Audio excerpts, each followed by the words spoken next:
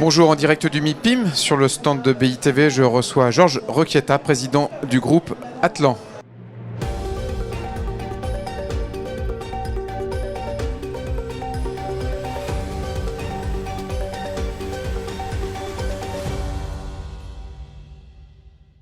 Bonjour Georges. Bonjour Gaël. Atlan vient d'annoncer qu'il se lançait dans la dette privée immobilière avec une nouvelle société de gestion. Pourquoi un tel lancement et puis avec quelles ambitions ? Alors déjà c'est un peu notre vision du marché où on considère qu'il va y avoir de la place pour la dette privée dans le financement de l'immobilier. Le marché immobilier est en pleine reconfiguration, mais on pense qu'au niveau du marché du financement d'immobilier, également, il va y avoir de la place pour de la dette privée, comme il y a de la place pour la dette privée dans le financement du private equity. Ça, c'est notre vision du marché.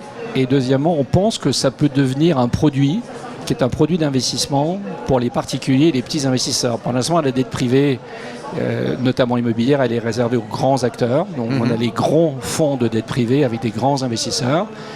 Mais nous, on pense que cette classe d'actifs, maintenant, peut être une classe d'actifs dont le risque-rendement peut intéresser les particuliers et les petits investisseurs. Donc, d'où la création d'Egis, qui est une société de gestion dont on a eu l'agrément pour fabriquer des produits de dette.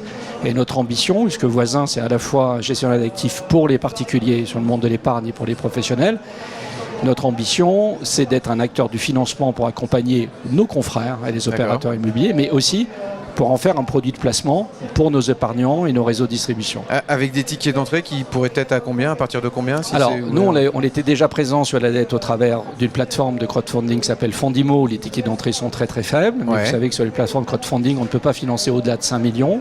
Donc l'objectif pour Egis, c'est d'aller sur la tranche au-dessus de 5 millions, entre 5 et 30 et 40 millions. D'accord. Et ensuite, les tickets d'entrée, ça dépendra de la nature des véhicules qu'on va créer. Donc on va pour ambition de créer des fonds, mais également d'être beaucoup présent sur les club deals de financement. D'accord.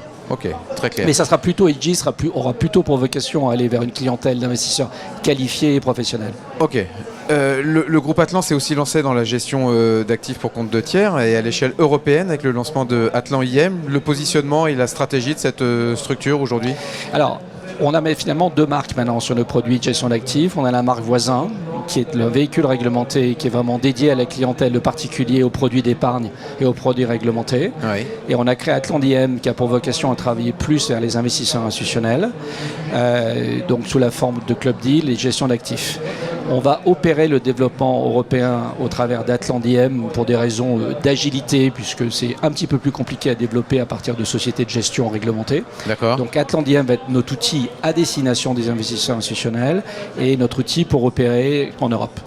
Où en Europe ? Alors, principalement en zone euro. On est très présent en Espagne. C'est un marché sur lequel on opère depuis maintenant 7 ans.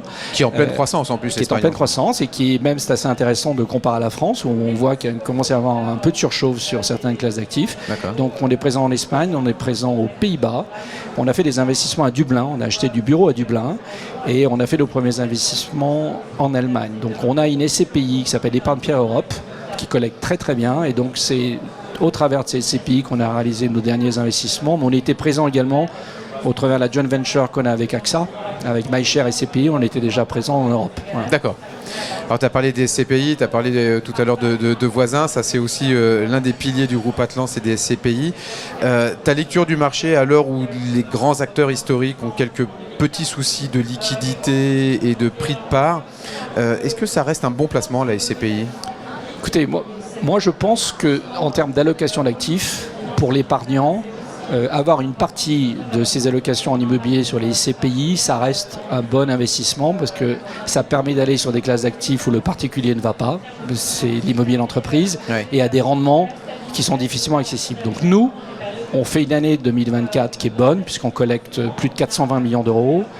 On n'a pas de part en attente, on n'a pas de baisse de part en perspective, donc on maintient des rendements élevés. Donc, comment on l'explique ça ? C'est une bonne gestion ? C'est une gestion bon père de famille ?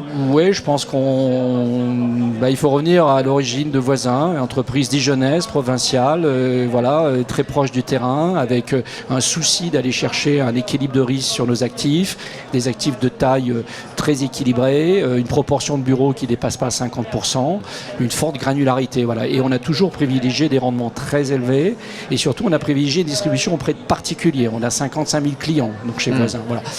Donc voilà, je pense que c'est le fruit de ce qu'on a semé sur les dernières années. Donc nous on continue à bien collecter. On fait un très bon début d'année sur nos produits. Voilà, donc c'est un peu un marché à deux vitesses, mais on voit que quand on a un produit qui est bien placé, les réseaux de distribution réagissent positivement. 2025, et ça va être ma dernière question, comment ça se présente pour l'ensemble des activités d'Atlan? Est-ce que la phrase que j'entends le plus souvent, c'est on a touché le fond de la piscine, mais est-ce qu'on va sortir la tête de l'eau? Alors, moi, je pense que la piscine est plus profonde que ce qu'on imagine, parce qu'il y a plusieurs zones dans la piscine.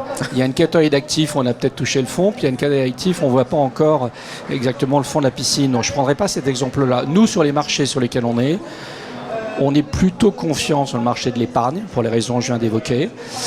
On voit un retour sur Atlan IDEM d'investisseurs institutionnels avec lesquels on commence à partager nos convictions sur des classes d'actifs sur lesquelles on travaille depuis 2 ans, par exemple l'hôtellerie, la santé. Ce sont des pôles maintenant qui vont être très présents donc, chez Atlan. Donc là, on retrouve de l'appétit d'investisseurs. Après, il ne faut pas se faire d'illusions avec ce qui se passe sur les taux d'ailleurs depuis une semaine. Je pense que, je ne ferai pas de pronostic de remontée du fond de la piscine. Ouais. Je pense qu'on est quand même dans une situation difficile quand même au petit moment. On est extrêmement impacté en France par notamment les échéances municipales qui ont un impact très très fort pour les métiers de la promotion, pour les sujets de repositionnement d'actifs.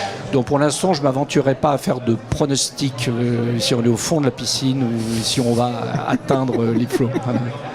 Merci beaucoup en tout cas pour cette lecture du marché. Merci Georges. Merci.